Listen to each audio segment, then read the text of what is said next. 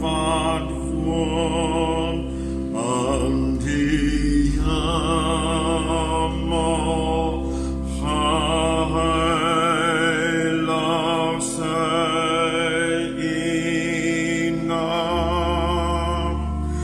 Laat uw rijk komen, uw wil geschied, zoals die hemel, zo ook op die aarde.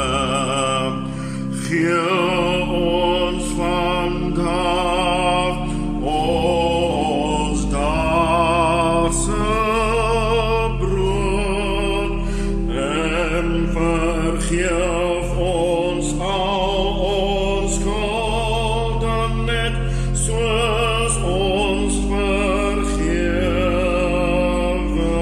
vergeven die wat tegen ons zondigt.